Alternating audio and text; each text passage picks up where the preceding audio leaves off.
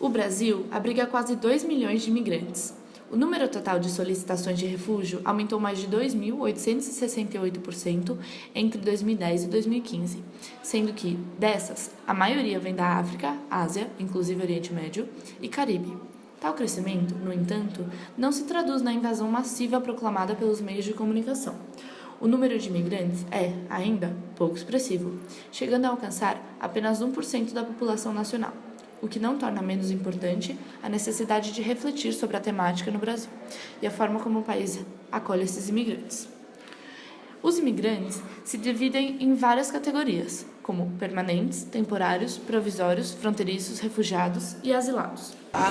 Com relação à migração, já é uma escolha.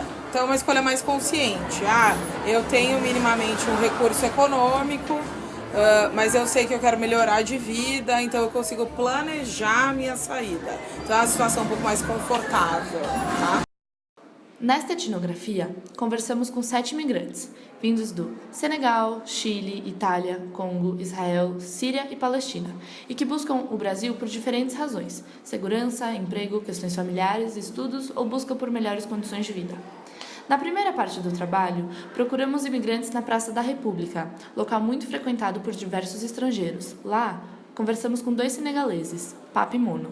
Eles estavam na praça usando a rede Wi-Fi do local, falando com seus amigos via WhatsApp. Papa, o que mais se abriu para nós, disse ter vindo para o Brasil há 6 anos. Mesmo assim, tinha sotaque carregado.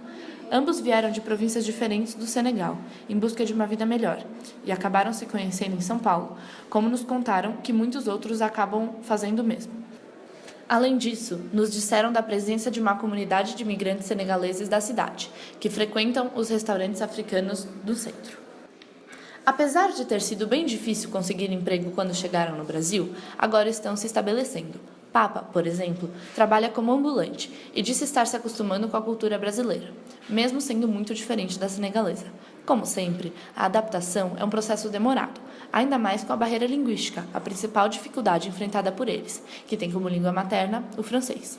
Apesar de terem deixado suas famílias na África, eles sempre voltam para visitá-las. Ainda na praça, conversamos com a chilena, Sinai, que tem uma barraca de comida mexicana lá. O motivo da escolha desse tipo de comida para servir? Seu marido, também chileno, é o chefe de cozinha e adora a culinária mexicana. Apesar de ter vindo para o Brasil com apenas 12 anos, Sinai se considera 100% chilena e procura sempre se manter em contato com a cultura para transmitir para seu filho, brasileiro. Ainda, ela nos contou que, assim como o Papimono, sua família também participa ativamente de um grupo chileno que reside na cidade de São Paulo e que celebra os feriados e dias importantes da cultura de seu país de origem. Para mim foi um impacto muito grande, puxar meus amigos, tudo que eu tinha, meu pássaro, eu tenho pássaro preto. Eu vim embora numa caixinha assim de papelão, o cara foi carimbou em cima do meu pássaro, eu vou olhar no céu. Mentira! Eu tive que deixar tudo para vir para cá. Esse impacto forte, acho que para muitas crianças também, que acontece a mesma coisa, só tem esse impacto. Ao chegar aqui, tive que me acostumando devagarinho a falar o português, tive que ir em escola, porque a gente é uma escola particular, onde eu recebi muito bullying. Por não ser daqui?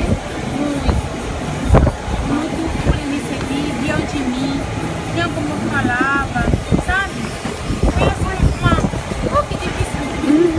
Foi muito difícil pra mim, mas aí com o tempo eu fui me adaptando, entendeu? Mas no começo eu não queria falar com ninguém, não queria ter amizade com ninguém, eu só queria estar perto da minha prima, que também tinha vindo também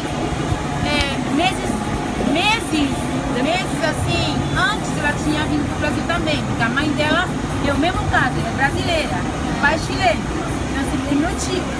Então, ambos eu queria ficar com eles, porque fazia parte do meu show a palavra, né? E aí quando eu fui acostumando, tem muita coisa que não me acostume. Encontramos outro imigrante esperando o metrô. Vita veio do Congo para o Brasil há 3 anos com o objetivo de estudar engenharia mecatrônica. Quando seu dinheiro começou a apertar, ele teve que largar o curso e agora trabalha como mecânico de fábrica.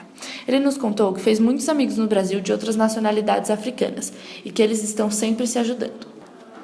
Uma grande diferença entre o Brasil e o Congo relatada por ele é o fato de seu país natal ser muito conservador. Por isso, ele estranha a liberdade sexual que tem-se no Brasil. Depois de conversarmos com mais outros imigrantes, percebemos que, apesar de às vezes velado, há sim o recorrente preconceito sofrido por eles, seja pela sua cor, fator principal que desperta o preconceito no Brasil, ou pelo seu modo de vestir, falar ou se portar. Muitas vezes, os imigrantes também acabam sendo mal vistos pela população brasileira por despertarem o receio de que estão roubando o trabalho do povo. Porém, segundo a socióloga Patrícia Phelan, essa internacionalização é um fato, e num horizonte cultural e linguístico, o benefício é muito rico para a população.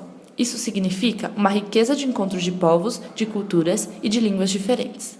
Mas o problema se dá quando a migração não vem por escolha pessoal, e sim por obrigação. O mais importante vocês terem em mente, tá? Ele tá fugindo ou saindo de casa de uma forma forçada, tá?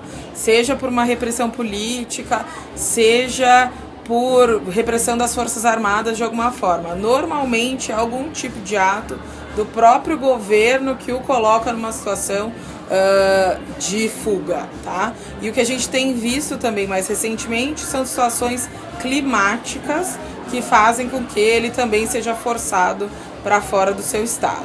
E, né, os países que recebem um fluxo bem mais significativo é Líbano e Turquia, até por uma questão geográfica de proximidade a países de conflito bem mais significativo. O que a gente tem visto no Brasil é o fluxo haitiano, até por uma escolha política brasileira com relação ao visto humanitário. Isso, conversamos com Wesam, um palestino que veio para o Brasil fugindo da guerra na Síria. Ele veio para cá, pois foi o único país que o aceitou, uma vez que a Europa e o Oriente Médio acabam não aceitando e reconhecendo os palestinos. Ao chegar no Brasil, o Wesam passou por alguns problemas. Seu primeiro emprego não foi tão fácil de conseguir, pois não falava português e nem sabia para onde ir.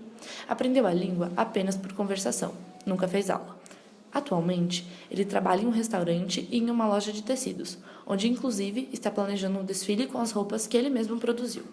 Toda terça-feira, participa dos jantares no Fatiado Discos e Cervejas Especiais, restaurante na Zona Oeste de São Paulo, que promove semanalmente jantares com comida típica do país de origem desses refugiados, o que acaba os beneficiando, pois eles ficam com todo o lucro gerado.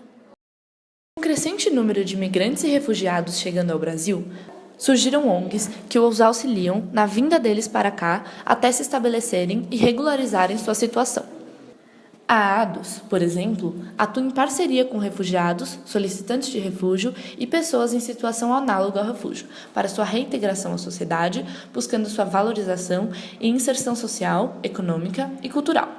A Missão Paz, que está vinculada à Igreja Católica, exerce uma função similar à ADOS, contando com uma área jurídica que se encarrega de emitir documentos para que essas famílias possam viver no Brasil sem problemas, além de promover aulas de português, atividades culturais em diversas línguas e contar com uma casa denominada Casa do Migrante, onde, quando há vagas, os recém-chegados podem ficar por até 3 meses até se estabelecer no país.